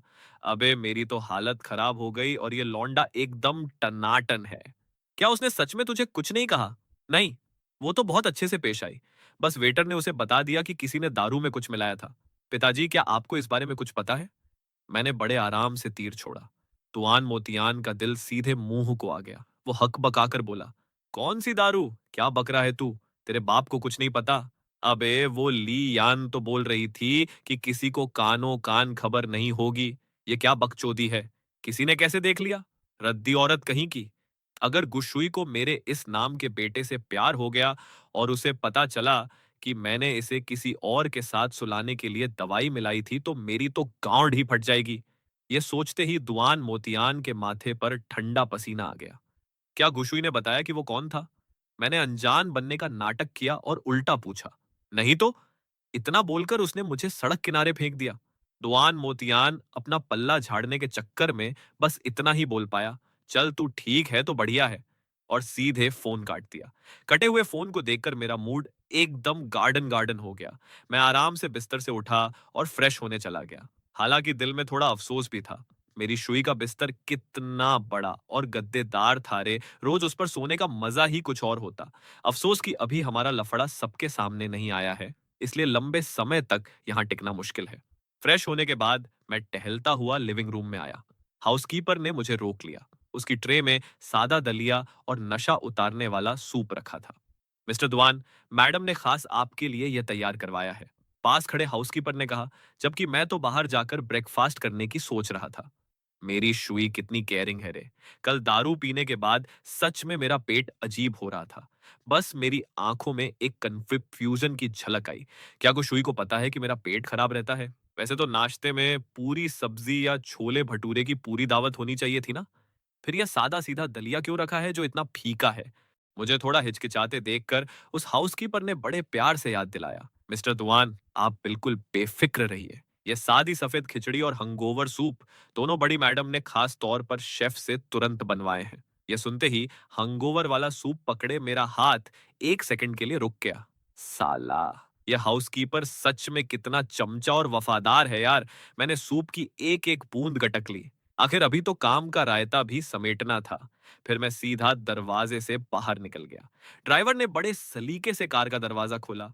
सर, आज बड़ी मैडम काम में थोड़ी बिजी हैं, तो उन्होंने मैसेज दिया है कि वो आपको ऑफिस ड्रॉप नहीं कर पाएंगी और उम्मीद करती है कि आप उन्हें माफ कर देंगे। ड्राइवर ने बड़े सलीके से बात तो कह दी, लेकिन मन ही मन साला मुझसे जल रहा था। क्या बड़ी मैडम इस लौंडे पर कुछ ज्यादा ही मेहरबान नहीं हो रही? मैंने आज तक हमारी सीईओ मैडम को किसी के आगे ऐसे झुकते नहीं देखा। बिजी हैं और ऑफिस नहीं छोड़ सकती, तो इसके लिए भी इतनी बड़ी सीईओ माफी मांग रही हैं। कार की सीट में कमाल का मसाज फीचर था, जिसने मेरी थकी हुई बॉडी को एकदम रिलैक्स कर दिया। मैंने नवाबी स्टाइल में सिर हिलाया, अपना फोन निकाला, उनका कॉन्टैक्ट खोला, कार में एकदम हीरो स्टाइल में बैठकर एक सेल्फी खींची और उन्हें सेंड कर दी। मैं उठ गया हूँ जी। आज का दिन भी मेहनत और पसीना बहाने के नाम। उधर से रिप्लाई भी तुरंत आ गया। बेब, अगर थोड़ा भी थक जाओ तो बस एक टेक्स्ट कर देना, मैं खुद तुम्हें लेने आ जाऊंगी। इन शब्दों से एकदम दबंग वाइफ वाली वाइब आ रही थी, जिसे देखकर ऐसा लगा जैसे मेरा ऑफिस जाना बस टाइम पास और जिंदगी के मजे लेने के लिए है। फिर बढ़िया और बिंदास मूड के साथ मैं अपनी कंपनी पहुंच गया। फू येशिंग पहले से ही ऑफिस में अपनी उतरी हुई सूरत लेकर काफी परेशान और बेचैन बैठा था। आज कंपनी ने उस पर एक तरफा गाज गिराई थी। अगर वह अब भी किसी एक्टर को हिट नहीं करा पाया तो उसके अंडर के सारे आर्टिस्ट्स को बोरिया बिस्तर समेटकर भाड़ में जाना पड़ेगा। फू येशिंग ने बार बार दिमाग दौड़ाया। बाकी के कुछ लौंडे तो एकदम फुस और लल्लू निकले। दाएं बाएं सब जगह देखने के बाद इस वकर्स्त जिस पर वह भरोसा कर सकता था, वह बदकिस्मती से सिर्फ मैं, यानी दुआन चेन ही था। मेरी उस अड़ियल और जिद्दी हरकतों को याद करके फू येशिंग का सिर दर्द से फटने लगा और वह अपना माथा सहलाने लगा। हे भगवान, हे ईश्वर, बस जल्दी से लिन हाई की फिल्म क्रू का ऑडिशन खत्म करवा दो, ताकि दुआन चेन के दिमाग का यह भुतहा भूत उतरे और वह चुपचाप मेहनत करने पर ध्यान दे। फू येशिंग की गांड में जैसे कीड़े काट रहे थे, वह बार बार उठ बैठ रहा था। ठीक उसी पल उसे दरवाजे के बाहर किसी के बकबक करने की आवाज सुनाई दी। कल उस जनरल मैनेजर के साथ तेरी सेटिंग कैसी रही? क्या वह तुझसे खुश हुआ? तुझे कोई रोल वोल थमाया या नहीं? बोलने वाले टपूरी का नाम तांग फेयू था, जो फू येशिंग के साथ ही कंपनी में भर्ती हुआ था। तांग फेयू भी साला नया ही था, लेकिन उसने पहले ही एक एक्टर को थोड़ा बहुत फेमस करवा दिया था। फू येशिंग अपने दिल में अच्छी तरह जानता था कि इस एंटरटेनमेंट इंडस्ट्री में कितना कट थ्रोट कंपटीशन है। किसी नए बंदे को रोल मिलने के दो ही रास्ते हैं। पहला, तगड़ा टैलेंट और सही जान पहचान, और दूसरा, गंदे और घटिया शॉर्टकट। कंपनी में जितने भी थोड़े बहुत नामी आर्टिस्ट थे, उन सबके पीछे किसी बड़े बाप की औलाद या गॉडफादर का हाथ था। फू येशिंग दुखी होकर अपनी ठोड़ी खुजाने लगा। दिमाग में आए इस घटिया ख्याल का एहसास होते ही फू येशिंग ने खुद को मन ही मन गाली दी। तू अपने फायदे के लिए दुआन चेन का करियर तबाह नहीं कर सकता। चेन तो एक सच्चा और असली स्टार बनना चाहता है, जो सबके दिल पर राज करे। उससे अच्छा तो मैं खुद जाकर देखता हूं कि किसी फिल्म क्रू को एक्टर्स की जरूरत है या नहीं। नतीजा यह हुआ कि पूरे दफ्तर का चक्कर काटने के बाद जब वह वापस अपने केबिन में आया, तो उसने देखा कि मैं सोफे पर पालथी मारकर बड़े मजे से फोन में घुसा हुआ हूं। जैसे ही वह मेरे बगल में बैठा, वही हरामी तांग फ्रेयू दरवाजा धकेल कर अंदर घुसा। हम दोनों को वहां बेवकूफों की तरह बिना किसी काम के बैठा देखकर वह बेशर्मों की तरह हंसने लगा और ताना मारते हुए बोला, बताओ यार, इंसानों के बीच इतना जमीन आसमान का फर्क क्यों होता है? एक ही कॉलेज से पढ़े हुए क्लासमेट्स हैं। मुझ जैसे नालायक स्टूडेंट ने तो झंडे गाड़ दिए, लेकिन हमारे वो महाज्ञानी टॉपर साहब कहाँ हैं? उनकी सक्सेस का तो कोई नामो निशान ही नहीं दिख रहा। फू येशिंग ने गुस्से में अपनी मुट्ठियां भींच ली, लेकिन उसके पास पलटकर जवाब देने की हिम्मत नहीं थी, इसलिए उसने अपना सिर नीचे कर लिया। अब अच्छे और घटिया स्टूडेंट के बीच का फर्क साफ दिख रहा था, है ना? एक असली समझदार इंसान कभी जरा सी कामयाबी पर उछलता नहीं है, और न ही दूसरों के सामने यूं चीप हरकतें करके औकात दिखाता है। मैंने बड़े आराम से अपने हाथ का चाय का कप टेबल पर रखा और मन ही मन अपनी ही तारीफ की। ही, मैं भी कितना शातिर दिमाग हूं यार। सेहत का ध्यान भी रख रहा हूं और लगे हाथ इस कुत्ते की बेइज्जती भी कर रहा हूं। फुयेशिंग का चेहरा शर्म से लाल हो गया। वह सच में मेरा बकवासी मुंह बंद कर देना चाहता था। क्या इस वक्त हम तांग फैयू जैसे सांड से पंगा ले सकते हैं? अगर कंपनी ने कोई एक्शन लिया, तो हम दोनों को ही सबसे पहले लात मारकर बाहर फेंका जाएगा, क्योंकि उसके पास अकड़ दिखाने की ठोस वजह थी। तांग फैयू ने मुझे एक नीच नजर से देखा, फिर फू येशिंग की तरफ मुड़कर बोला, कहाँ गया वो टॉपर जो पहले हवा में उड़ता था? अब मेरे सामने चूहा बनकर बैठा हुआ है। साला देखकर कितना मजा आ रहा है। बेटा, ज्यादा खुश मत हो। वक्त बदलते देर नहीं लगती। आज दिन तेरा है तो कल मेरा होगा। क्या पता बहुत जल्द जिन बातों पर तू आज उड़ रहा है, दूसरों की नजरों में उनकी कीमत 1 टके की भी न रहे। मैंने एक लंबी उबासी ली और मजे से अपना फोन नीचे रख दिया। फोन की स्क्रीन पर वो ऑनलाइन नॉवेल खुला हुआ था, जिसे मैं पढ़ रहा था। तो ठीक है, मैं भी अपनी आंखें फाड़कर देखूंगा। जिस मैनेजर के सारे एक्टर्स एक से बढ़कर एक निठल्ले हों, भला वो कौन से झंडे गाड़ लेगा? तांग फैयू का थोबड़ा थोड़ा उतर गया। मेरी इस बेफिक्र और ठंडी हरकतों को देखकर वह आगे बोला, मेरे अंडर के एक्टर्स कम से कम मेहनत तो करते हैं।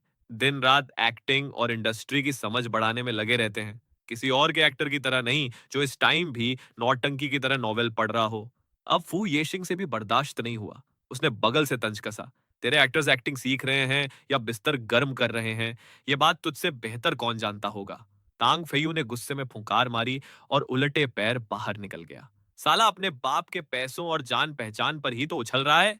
फू येशिंग उसकी पीठ को घूरते हुए गालियां देने लगा। जिस दिन इसके आकाओं ने लात मारी, उस दिन यह सड़क के किनारे कचरा बनकर पड़ा मिलेगा। यह कहकर वह मेरी तरफ मुड़ा और ईमानदारी से सलाह देने लगा, दुआन चेन, अच्छा हुआ तू इसके चंगुल में नहीं फंसा, वरना यह तुझसे ऐसे काले काम करवाता कि तू मुंह दिखाने लायक नहीं रहता। चुपचाप अपनी एक्टिंग सुधार और मेहनत कर, वरना इस लाइन में अच्छे रोल मिलना नामुमकिन है। हालांकि फुयेशिंग आखिरी बात मजाक में कह रहा था, लेकिन आधी बात बोलते ही उसके चेहरे की हंसी गायब हो गई और वह पत्थर बन गया। मैं सोफे पर पैर पसारे बैठा अपने हाथ में पकड़ी नॉवेल पढ़ रहा था और मेरी गर्दन पर एक हल्का लाल निशान साफ दिख रहा था, जो कल गलती से लग गया था। फू येशिंग की तो सांस ही अटक गई। तुआन चेन, सच सच बता, ये क्या बकवास है? कहीं तू किसी के साथ मुंह तो नहीं मार रहा? साफ साफ बता, ये लव बाइट किसकी है? मेरी गर्दन की तरफ इशारा करती उसकी उंगली धीरे धीरे नीचे गिर गई। अरे, ऐसा कैसे हो सकता है? मैंने अपना सिर हिलाया, लेकिन मेरी नजरें फोन पर नॉवेल पढ़ने से बिल्कुल नहीं हटी। मुझे बेवकूफ मत बना, अपनी गर्दन का यह निशान देख साले।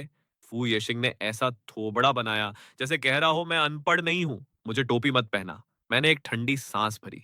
अरे भाई, मैं किसी एक रोल के पीछे नहीं भाग रहा। मैं तो रोल्स की पूरी दुकान और उस औरत के सच्चे दिल का शिकार करने निकला हूं। फू येशिंग को बुत बना देखकर मैंने बात आगे बढ़ाई। दर दर की ठोकरें खाने से अच्छा है कि मैं किसी ऐसी बड़ी हस्ती का हाथ पकड़ूं जो मेरी काबिलियत पहचाने, फिर अपनी जड़ें मजबूत करके एक एक करके सबको औकात दिखाऊं। फू येशिंग ने बगल में रखी मेज को कसकर पकड़ लिया। उसकी टांगें कांप रही थीं। दुआन चेन, तेरा दिमाग खराब हो गया है क्या? पता कौन है वो औरत? कहीं वो वही तो नहीं जो पिछली बार ट्रेंडिंग सर्च में छाई हुई थी और जिसकी खबर कोई हटा नहीं पाया था? वो तुझे क्या रोल देगी बे? मेरे होंठों पर एक हल्की सी मुस्कान आई। मैंने साफ मना किया, क्या बात कर रहा है? तुझे लगता है वो औरत मेरी औकात के लायक भी है? फू येशिंग का रंग उड़ गया। तो क्या वो हमारी ही कंपनी की कोई बड़ी फीमेल अफसर है? फू येशिंग मन ही मन दिमाग चलाने लगा। दुआन चेन तो कहीं आता जाता नहीं, इसके जान पहचान वाले लोग भी उंगलियों पर गिने जा सकते हैं। फिर यह कौन हो सकती है? मैंने दिमाग में हिसाब लगाया। मेरी शुई की इस कंपनी के साथ पार्टनरशिप है। जब पार्टनरशिप है तो वो यहाँ की बॉस ही मानी जाएगी ना। इसलिए मैंने हाँ में सिर हिला दिया। हमारी मैनेजर? फू येशिंग ने पूछा। नहीं, मैंने कहा। उसने फिर तुक्का मारा, तो क्या जनरल मैनेजर? मैंने फिर ना कहा। बिल्कुल नहीं। फू येशिंग का चेहरा अब डर से पीला पड़ने लगा था। कहीं वो चीफ ऑपरेटिंग ऑफिसर यानी सीओओ तो नहीं? सीओओ भी नहीं थी। मैंने फिर सिर हिला दिया। फू येशिंग की तो धड़कन ही रुक गई। तो क्या वो हमारी सीईओ मैडम हैं? फू येशिंग की शक्ल देखने लायक थी। इन सब में से कोई नहीं थी। मैं तो गुशुई की असली हैसियत का अंदाजा लगा रहा था। साले, कहीं तू कंपनी की किसी शेयर होल्डर के साथ तो पंगा नहीं ले रहा? फू येशिंग की तो मेरी गर्दन के निशान से भी ज्यादा इस बात को सुनकर फट गई थी। अरे बाप रे, मुझे चक्कर आ रहे हैं। इस टेबल के सहारे भी अब खड़ा नहीं हुआ जा रहा। जल्दी से मुझे बेड दो बे। मुझे लेटना पड़ेगा, वरना मैं गिर पड़ूंगा। मैंने थोड़ा सोचा। चेयरमैन ऑफ द बोर्ड की कुर्सी भी मेरी शुई की हैसियत के सामने थोड़ी छोटी ही पड़ती है, लेकिन इससे बड़ा तो कोई पद होता नहीं। तो मैंने मजबूरन हाँ में सिर हिला दिया। फुयेशिंग के चेहरे के रंग बदलते रहे। उसका मुंह खुला का खुला रह गया। अचैन, साले तू छुपा रुस्तम निकला। वैसे तो भीगी बिल्ली बना रहता है, लेकिन जब दांव खेला तो सीधा पूरे खानदान का पाप पकड़ लिया। फू येशिंग को समझ नहीं आ रहा था कि हंसे या रोए। उसने खुद को तसल्ली दी, चलो छोड़ो, जो भी हो इस लौंडे ने कम से कम देश की सबसे भारी और मोटी टांग तो पकड़ ही ली है। मैंने आराम से फोन उठाया और दोबारा अपनी नॉवेल में घुस गया। ठीक तभी दरवाजे पर दस्तक हुई और बाहर खड़े कुछ लौंडे अंदर घुस आए। फू भाई, मैंने नजर उठाकर देखा, ये चेहरे थोड़े जाने पहचाने लग रहे थे। फू येशिंग भी हैरान हुआ और त्योरियां चढ़ाकर बोला, तुम सब रिहर्सल रूम में प्रैक्टिस करने की जगह यहाँ क्या कर रहे हो? ये सब उसी के अंडर काम करने वाले दूसरे छुपे हुए एक्टर्स थे। उन लॉन्डो ने बड़े घमंड से कहा, हम आज आपसे अपना कॉन्ट्रैक्ट कैंसिल करने की बात करने आए हैं। फुयेशिंग ने अपने झटके को संभाला और तमीज से बोला, अभी कॉन्ट्रैक्ट के 3 साल बाकी हैं। अगर अभी छोड़ोगे तो भारी पेनल्टी भरनी पड़ेगी और वो रकम तुम जैसे कंगालों के बस की बात नहीं है। अगर कोई एक्टर सुपरहिट होता तो फाइन की परवाह नहीं करता, लेकिन ये साले तो ऐसे नौसिखिए थे जिनका न कोई फैन था और न ही रत्ती भर टैलेंट। आपकी हिम्मत कैसे हुई हमें नीचा दिखाने की? एक बदसूरत से लौंडे ने घटिया हंसी हंसते हुए कहा। मैंने मुंह बनाकर कहा, वो तुम्हारे भले की ही बात कर रहा है। मुझे यह नाटक जाना पहचाना लग रहा था। सुना था एक तीसरी क्लास की घटिया कंपनी सबको उल्लू बनाकर अपनी तरफ खींच रही थी। काफी बेवकूफ उनके झांसे में आ चुके थे। शुक्र है कि उस वक्त मेरे बारे में गंदी अफवाहें फैली हुई थी, वरना वो कुत्ते मुझे भी अपने जाल में फंसा लेते। मेरे भले के लिए इस पूरे कमरे में सबसे बड़ा बेवकूफ तू है। तुझे बोलने का कोई हक नहीं। उस लौंडे ने मुझे नीच नजर से देखा। इस नाकाम मैनेजर की पूंछ पकड़कर तू कितना बड़ा स्टार बनेगा, मैं भी देखता हूं। देखना, जब मैं सुपरस्टार बन जाऊंगा तब भी तू 18वें ग्रेड का फ्लॉप एक्टर बनकर धक्के खा रहा होगा। फू येशिंग ये सुनकर दंग रह गया। इस चूतिए की बातें सुनकर ऐसा लग रहा था मानो फू येशिंग का हाथ छोड़ते ही यह सीधा जन्नत में पहुंच जाएगा और सुपरस्टार बन जाएगा। पता नहीं कौन सा गांजा पीकर सपने देख रहा था। मैंने उस एक्टर को घूरते हुए कहा, जो उखाड़ना है उखाड़ ले, जाना है तो दफा हो जा, कोई तेरा पैर नहीं पकड़ रहा। बस पेनल्टी का पूरा माल टेबल पर फेंक और जहां मरना है जाके मर। उस एक्टर ने अकड़ दिखाते हुए कहा, यही ठीक रहेगा। बस जब मैं बड़ा स्टार बन जाऊं तो मेरे नाम की भीख मत मांगना और मीडिया के सामने मत बोलना कि तेरा मुझसे कोई रिश्ता था। यह कहकर उसने कॉन्ट्रैक्ट के कागज धड़ाम से टेबल पर पटक दिए। फू येशिंग ने देख लिया कि ये कुत्ते रुकने वाले नहीं हैं, तो उसने कागज उठाए और उन्हें सीधा एचआर डिपार्टमेंट ले गया। वहां साइन हुए, स्टैंप लगा और फाइन का पैसा जमा हुआ। पूरा काम चुटकी में निपट गया। फाइन की रकम देखकर फू येशिंग सोच में पड़ गया। इन कबाड़ियों ने आज तक कंपनी को 1 रुपए की कमाई नहीं कराई थी। कंपनी तो इन्हें लात मारकर निकालना चाहती थी, पर कॉन्ट्रैक्ट की वजह से झेल रही थी। अब जब इन्होंने खुद फाइन देकर कॉन्ट्रैक्ट तोड़ा तो कंपनी वाले खुशी से नाच रहे थे। लेकिन इनके जाने के बाद डर यह था कि कंपनी फू येशिंग के सिर कुछ नए कचरे न मढ़ दे। उन बेवकूफों को रवाना करने के बाद फू येशिंग सड़े हुए मुंह के साथ वापस बैठ गया। आजकल इंडस्ट्री में सच में काबिल बंदे मिलना बहुत मुश्किल है। अगर नए लौंडे आ भी गए तो वो भी इन्हीं की तरह थूक कर भागेंगे। उसकी बात सुनकर मैंने पूरे कॉन्फिडेंस के साथ कहा, मेरे दिमाग में एक धांसू प्लान है। सुनेगा क्या? फू येशिंग कान खड़े करके सुनने के लिए तैयार हो गया। अगर तुझे मुझ पर जरा सा भी भरोसा है तो आज के बाद अकेला मैं ही तेरी 7 पीढ़ियों के ऐश का इंतजाम कर दूंगा। फुयेशिंग ने अपना सिर खुजलाया। लेकिन दुआन चैन, मेरी कोई बड़ी पहुंच या सेटिंग्स नहीं है। मैं बस तेरे लिए काम ढूंढने की कोशिश कर सकता हूँ। ये तेरी तरक्की के लिए बहुत बड़ा घाटा है। उसकी बात सही भी थी। कंपनी में यही दस्तूर था कि जैसे ही कोई एक्टर थोड़ा नाम कमाता, कंपनी उसे कोई बड़ा और चालाक मैनेजर थमा देती ताकि वो कोई गलती ना करे। लेकिन अपनी पिछली जिंदगी के कड़वे अनुभवों के बाद मेरा इस कंपनी के किसी भी दल्ले पर रत्ती भर भरोसा नहीं रह गया था। मैंने सिर हिलाया। फू, मैं भी तो एक नौसिखिया ही हूं, पर मुझे तुझ पर भरोसा है। अगर तू तैयार है तो अभी नया कॉन्ट्रैक्ट बनवा लेते हैं। फू येशिंग अपनी औकात जानता था। कोई भी एक्टर उसके साथ ऐसा पक्का कॉन्ट्रैक्ट साइन नहीं करता जब तक कि मैनेजर खुद बहुत बड़ा तोप ना हो। तुआन चेन के इरादे बहुत बड़े थे। क्या फू येशिंग सच में उसका साथ निभा पाएगा? लेकिन मैंने बिना किसी झिझक के उसे बीच में ही रोक दिया। मैं सिर्फ एक सवाल पूछूंगा, क्या तू तैयार है या नहीं? मेरी आंखों में पक्का इरादा देखकर फू येशिंग ने तुरंत हाँ कर दी। चल ठीक है फिर, हमारी इस नई शुरुआत के नाम। फू येशिंग अंदर से थोड़ा घबराया हुआ था। उसे यकीन नहीं हो रहा था कि दुआन चैन उस पर इतना अंधा भरोसा करता है। मैंने चैन की सांस ली। फू येशिंग में टैलेंट की कमी नहीं थी। कॉलेज में उसके रिकॉर्ड और अवार्ड्स देखकर यह बात साफ थी। बस उसमें एक ही कमी थी, वह पंगे लेने से डरता था। मुझे अपनी पिछली जिंदगी की याद आई। मैं खड़ा हुआ और हाथ मिलाते हुए बोला, तो फिर पार्टनरशिप मुबारक। इसके बाद हम दोनों नया कॉन्ट्रैक्ट बनवाने बाहर निकल गए। दरवाजे पर पहुंचते ही मेरी नजरें किसी से टकराईं। मैंने बिना कुछ कहे अपनी नाक खुजाई। फुयेशिंग ने फुर्ती दिखाई। उसने मुझे तुरंत अपने पीछे छुपाया और सामने वाले को इज्जत से विश किया। मैंने देखा कि कंपनी के कई बड़े अफसर पीछे खड़े थे। शायद सीईओ गु गुशुई के आने की खबर लीक हो गई थी, इसलिए सब मक्खियों की तरह भिन-भिना रहे थे। गु खानदान की बड़ी बेटी वाकई एक बड़ा शिकार थी। उसकी चाटुकारिता करने वाले कुत्ते बहुत थे। यार बताओ, क्या सीईओ मैडम का पेट खराब है? उन्हें इस तरह कब्ज का मरीज बने कभी नहीं देखा। वरना वो इतनी देर तक वॉशरूम में क्या कर रही हैं? अफसरों की आवाज काफी साफ थी। कोने में खड़ा मैं अपना सिर दीवार पर मारने ही वाला था। मुझे अपने कानों पर यकीन नहीं हुआ। वो घटिया लोग कोने में खड़े होकर गॉसिप कर रहे थे। क्या डॉक्टर को बुला ले? क्या सच में जरूरत है? यह सुनकर मेरी तो हंसी ही निकल गई। बेचारी इतनी महान और धाकड़ गुशुई को यह गधे पेट की मरीज समझ रहे थे। कितना फनी सीन था। जैसे ही गुशुई बाहर आई, अफसरों ने उसे घेर लिया। उसके चेहरे के एक्सप्रेशंस देखकर वे मन ही मन सोच रहे थे, देखो भाई, बेचारी कितनी थक गई है पेट साफ करते करते। सीईओ मैडम, आप बहुत मेहनत करती हैं। मेरे पास कब्ज और सेहत के लिए एक नंबर की जड़ी बूटी वाली चाय है, मैं आपके लिए भिजवाता हूँ। एक चमचे अफसर ने तलवे चाटते हुए कहा। खुशबू ने सोचा, आ चेन, तुआन चेन, आजकल बहुत देर तक जागता है, उसके लिए यह हर्बल टी बढ़िया रहेगी। तो उसने कहा, ठीक है, भेज देना। चमचे का तीर निशाने पर बैठ गया। वह अफसर तो खुशी से पागल हो गया। सब सोच रहे थे कि वाह भाई, क्या मक्खन लगाया है। एक ही डायलॉग में सीईओ मैडम को खुश कर दिया। मैं दरवाजा धकेलकर वापस ऑफिस आ गया। अचेन, क्या उन बड़े अफसरों में से तू किसी को जानता है? वरना तू अचानक मुंह मोड़कर क्यों चला गया? अब जब हम पार्टनर बन चुके थे, तो मैंने भी ज्यादा नखरे नहीं दिखाए और सीधे हाँ में सिर हिला दिया। फू येशिंग ने लंबी सांस ली। आज जो लोग आए थे उसमें मैडम गू को छोड़कर बाकी सब मेरे इस सीधे सादे दोस्त को खा ही जाते। मुझे नहीं पता था कि यह मैनेजर क्या खुराफात सोच रहा है, पर मेरा मूड एकदम मस्त था। मुझे खुश देखकर फू येशिंग बोला, अब अगर तू मन लगाकर काम करेगा, तो एक दिन सफलता तेरे कदम चूमेगी।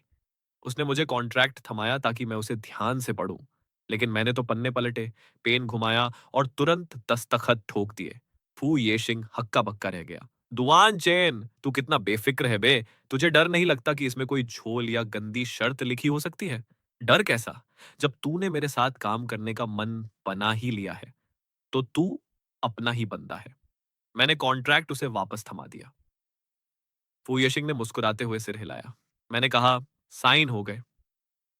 अब मैं थोड़ा ये पढ़ लेता हूँ, जब ऑडिशन का दिन आए तो मेरा नाम डाल देना। मैंने अपना फोन दिखाया। फू येशिंग ने आंखें दिखाई। अबे टाइम देख, तू एक्टिंग सीखने के बजाय ये फालतू नॉवेल पढ़कर टाइम क्यों बर्बाद कर रहा है? मैंने सिर हिलाया। ये बुक डायरेक्टर लिन हाई की है। फिल्म की स्क्रिप्ट और असली किताब में फर्क होता है। मैं पहले ओरिजिनल कहानी समझना चाहता हूं ताकि ऑडिशन में झंडे गाड़ सकूं। मैं फोन पर पन्ने पलटता रहा। इस बुक का राइटर वाकई तगड़ा था। कहानी की दुनिया, उसके रूल्स और कैरेक्टर्स बड़े ही कमाल के लिखे गए थे। फू येशिंग को देर से बात समझ आई। वह बोला, ठीक है, मैं तेरे लिए कुछ और स्क्रिप्ट्स ढूंढता हूँ। दरवाजे पर पहुंचकर उसे एहसास हुआ, अरे तेरी की, आज पूरे दिन यह दुआन चेन मुझे अपनी उंगलियों पर नचा रहा है। पहले तो यह मेरी हर बात मानता था, पर अब इसका अपना दिमाग चलने लगा है। चलो, बुढ़ापे में थोड़ा सुकून मिला। वहां बैठे बैठे मुझे नॉवेल बोरिंग लगने लगी। भाई, मैं तो मरने के बाद हजारों अलग अलग दुनिया में टास्क पूरे करके आया हूं। मैंने जो जो कांड देखे हैं, उनके सामने यह कहानी तो बच्चों का खेल थी। मैंने फोन स्क्रॉल किया। आजकल के सारे वेब नॉवेल्स एक ही घिसे पिटे सांचे में बने हैं। सबकी कहानी सेम ही होती है। बस कभी कभी कोई नई और अतरंगी कहानी आती है जो रातों रात छा जाती है। मैंने अपनी जेब का बैलेंस चेक किया। क्यों ना मैं खुद ही कुछ लिख डालूं। मैंने कंप्यूटर चालू किया, एक वेबसाइट खोली, दो चार चैप्टर टाइप करके पब्लिश किए और कंप्यूटर बंद कर दिया। पिछली जिंदगी में इस वक्त मैं हॉस्पिटल में अपने उस शराबी बाप की सेवा कर रहा होता, जिसका पेट सड़ चुका था। हाँ, दुआन हवेली में मेरा कुछ सामान पड़ा है, उसे वापस लाना पड़ेगा। मैं चुपचाप ऑफिस से निकला और टैक्स पकड़कर हॉस्पिटल पहुंचा। मेरा बाप दुआन मोतियान दिखावे का बहुत भूखा था, इसलिए वह हॉस्पिटल के सबसे महंगे वीआईपी रूम में भर्ती था, जहां उसके तलवे चाटने के लिए स्पेशल नर्स रखी हुई थी। मैंने दरवाजा खटखटाया और सीधा अंदर घुस गया। अचेन, तुझे अंदाजा नहीं है कि मैं यहाँ हॉस्पिटल में तेरे लिए कितना तड़प रहा था। मुझे डर था कि वो डायन तेरे साथ कुछ गलत न कर दे। मुझे देखते ही दुआन मोतियान ने नौटंकी शुरू कर दी और आंखों में झूठे आंसू ले आया। मैं दरवाजे पर खड़ा होकर उसकी यह सड़ी हुई एक्टिंग देख मुस्कुरा रहा था। मुझे सब पता था। मेरे अंदर आने से पहले यह साला नर्स के सामने अपनी झूठी शेखी बघार रहा था। अगर मैं अपनी पुरानी जिंदगी वाला बेवकूफ तुआन चेन होता तो भागकर उसके पैर पकड़ लेता। यह सोचकर मैंने भी चेहरे पर झूठा पछतावा बनाया और आगे बढ़ा। पापा, देखिए, मैं आपके सामने बिल्कुल सही सलामत खड़ा तो हूं। तुआन मोतियान मेरे चेहरे का हाल पढ़ने की कोशिश कर रहा था, पर उसे सिर्फ मेरी झूठी बेचारगी दिखी। उसने मेरा हाथ थपथपाया। मैं तो बस तेरी फिक्र कर रहा था ना। अचानक उसने अपना सीना पकड़ा और खांसने का नाटक करने लगा। शराब पी पी कर उसकी पूरी बॉडी सड़ चुकी थी। मैंने तुरंत ऐसा मुंह बनाया जैसे दुनिया का सारा पाप मैंने ही किया हो। मेरी गलती है पापा, मुझे इस वक्त नहीं आना चाहिए था। आपकी तबीयत मेरी वजह से बिगड़ गई। यह कहकर मैंने एक बैंक कार्ड निकाला। पापा, इसमें थोड़े पैसे हैं, इससे अपने खाने पीने का ध्यान रखिएगा। तुआन मोतियान को सुकून मिला। मुझे पता था यह नाम का बेटा मेरे आगे ही झुकेगा। इसे अभी भी कुछ नहीं पता। मेरे हाथ में कार्ड देखकर उसकी आंखों में हरामखोरी और नीचता चमकी, पर झूठा प्यार दिखाते हुए बोला, क्या बकवास कर रहा है? हमारे पास पैसों की कमी है क्या? तू अपनी छोटी मोटी कमाई अपने पास ही रख। वह सोच रहा था कि इस कार्ड में मुश्किल से 20-30 हजार होंगे। काम शुरू करने के बाद से इस लौंडे ने घर पर एक डेला नहीं दिया था। वह सोच रहा था कि नर्स के सामने थोड़ा मना करने का नाटक करे, फिर पैसे जेब में डाले। लेकिन तभी मैंने पासा पलट दिया। सही बात है, हमारा दुआन खानदान तो अरबपति है। आपको भला मेरे इन चिल्लरों की क्या जरूरत? मैंने एक ठंडी सांस ली और कार्ड वापस अपनी जेब में ठूंस लिया। तो फिर मैं इसे वापस रख लेता हूं। दुआन मोतियान का मुंह खुला का खुला रह गया। मिस्टर दुआन, आपका बेटा कितना संस्कारी है। छोटे मालिक, आप चिंता मत कीजिए, साहब जल्द ठीक हो जाएंगे। पास खड़ी नर्स इमोशनल हो गई। दुआन मोतियान का हलक सूख गया और वह जबरदस्ती हंसने लगा। पापा, आपकी सेवा के लिए तो यहाँ बहुत लोग हैं, मेरी जरूरत नहीं है। क्या आज रात मैं अपने पुराने घर चला जाऊं? मैंने नौकरों की तरह गिड़गिड़ाने की एक्टिंग की। तुआन मोतियान की बांछें खिल गईं। हाँ हाँ, बिल्कुल जा, वो भी तेरा ही घर है। वह मन ही मन सोच रहा था कि गार्ड्स को बोलकर इसे घर में बंद करवा दूंगा, ताकि ये बाहर न भाग सके। मैंने खुशी से सिर हिलाया, नीचे गया और टैक्सी पकड़कर दुआन हवेली पहुंच गया। उस आलीशान महल जैसी हवेली को देखकर, जहां गेट पर सिक्योरिटी गार्ड्स की फौज खड़ी थी, आम लोग जल भुन जाते। पर मेरे मन में रत्ती भर भी फर्क नहीं पड़ा, क्योंकि पुरानी जिंदगियों में तो मैं राजा महाराजाओं के महलों में ऐश कर चुका था। मैंने शान से दरवाजा धकेला और अंदर घुसा। गेट पर खड़ा नौकर हैरान रह गया। आज सूरज पश्चिम से कैसे उगा? ये दब्बू लौंडा आज इतना हीरो बनकर क्यों घूम रहा है? हाउसकीपर ने मुझे देखा और बिना किसी इज्जत के हल्का सा सिर हिलाया। छोटे मालिक, साला मुझे कीड़ा मकोड़ा समझ रहा था। नौकर ने आंखें फाड़ कर देखा कि जो अभी राजा की तरह आया था, वह अचानक भीगी बिल्ली बन गया। मैं मैं तो बस अपना थोड़ा सामान लेने आया था। मैंने सिर झुकाकर बेचारगी का नाटक किया। हाँ ठीक है, हाउसकीपर ने कहा। पीछे खड़े नौकर ने थूका। साला नौटंकी, लगा था बाहर रहकर थोड़ा मर्द बना होगा, पर निकला वही फट्टू का पट्टू। मैं अंदर गया। हाउसकीपर की बदतमीजी बढ़ती जा रही थी। अगर कोई काम नहीं है तो मैं चलता हूं, मुझे साहब का ध्यान रखना है। वह मेरी बात सुने बिना उलटे पैर चल दिया। फ्रिज में खाना पड़ा है, भूख लगे तो किचन में जाकर खुद बना लेना। यह सुनकर मैंने उस बुढ़े को देखा। फ्रिज में कच्चा सामान कहां से आएगा, जब तुआन हवेली में रोज ताजा खाना बनता था। तभी किचन से शेफ 2 प्लेटों में महंगे ऑस्ट्रेलियन लॉबस्टर लेकर निकला। मेरा बाप तो बीमार था, वो ये भारी सी फूड कैसे ठूस सकता था? मैंने अपनी आंखें छोटी करके उन दोनों प्लेटों को ताड़ा। हाउसकीपर ने शेफ से कहा, आज मुझे हॉस्पिटल जाना है, यह माल तू ही ठूस ले। शेफ की तो बांछें खिल गईं और वह हाँ हाँ करने लगा। दुआन खानदान का असली वारिस होकर मुझे सूखी रोटी के लिए रसोई में सड़ना पड़ रहा था, और नौकर लोग हजारों के ऑस्ट्रेलियन लॉबस्टर दबा रहे थे। ये तो बुढ़े हाउसकीपर की रोज की अय्याशी थी। पिछली जिंदगी में जब मेरे साथ ये कुत्ते जैसा बर्ताव होता था, तो दुआन मोतियान कहता था, आदत डाल ले। अब समझ आया कि वह हरामी मुझे शुरू से ही दबा कर रखना चाहता था। लेकिन यह हाउसकीपर तो आखिर एक भाड़े का नौकर ही था ना। मैं इस घर का मालिक था। क्या इन सालों को लगा कि मुझे गुस्सा करना नहीं आता? मैंने उस बूढ़े चूतिए को देखा जो सिर पर चढ़ रहा था, और पूछा कि यह महंगा माल किसके पैसों से आया है। शेफ डर गया और बोला, सामान खरीदने की जिम्मेदारी मेरी ही होती है। यानी ये सारा माल तुआन परिवार के पैसों से आया था। हाउसकीपर का मुंह सड़ गया। शेफ समझ गया कि उससे गलती हो गई है, इसलिए उसने अपनी जबान बंद कर ली। मैं आगे बढ़ा और लॉबस्टर की प्लेटों को देखा। ये हाउसकीपर कब से दुआन खानदान का दामाद बन गया बे।